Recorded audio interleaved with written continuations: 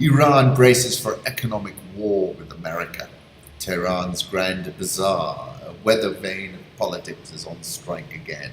Shutdowns there foreshadowed Iran's 1979 revolution.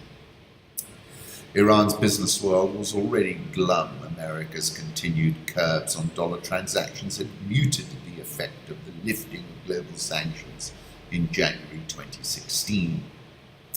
The regime is resilient, some say. Its economy is the world's 27th largest. It pumps 3.8 million barrels of oil and is good at smuggling. Meanwhile, hardliners have Mr. Rouhani in their sights. They say his deal gave up a lot for little reward. And then The Economist finishes, some see in sanctions a chance to resume smuggling. If regime change comes, it could consist of a coup mounted by these dark and well-connected characters, says The Economist. But of course, what we're talking about here is the return of sanctions, economic warfare on Iran to get them to capitulate. Maersk tankers ends Iran shipping after renewed US sanctions. Total seem to be bailing out as well. In fact, President Trump has flipped Obama's oil warfare strategy on its head. President Trump has been looking to increase oil prices. Obama, of course, you will recall, dragged oil prices as low as $32 a barrel, in part to bring a recalcitrant Russia to heel and to neuter Saudi resistance to his JCPOA deal. And Trump has flipped that completely.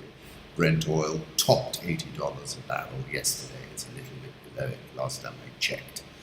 And I think, this increase in the oil price was driven by a desire on Trump's part to help the Crown Prince of Saudi Arabia go up the greasy pole. The Iranian rial is trading at 67,000 to the dollar. Just let that sink in. That's a huge fall. And as I said previously, I think the US is now back to its gendarme strategy in the Middle East, with Israel and the Kingdom of Saudi Arabia acting as its two gendarmerie in the region. And of course, the UAE is a kind of small Sparta in this whole thing. Not small, punching way above their weight.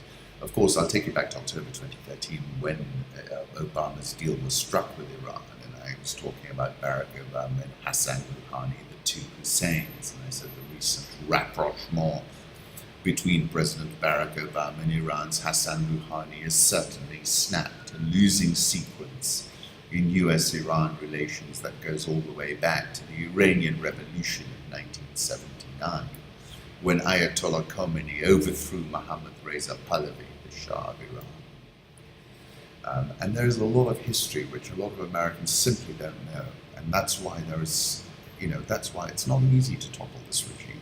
People don't forget the history. And I was quoting a Weiwei, a play on Barack Hussein Obama and Hassan Rouhani, and I said, what's in a name? A name is the first and final marker of individual rights, one fixed part of the ever-changing human world. A name is the most basic characteristic of our human rights. No matter how poor or how rich, all living people have a name, and it is endowed with good wishes, the expectant blessings of kindness and virtue. I was saying then, Hussein and Hassan are going to have to cut through a great deal of interference.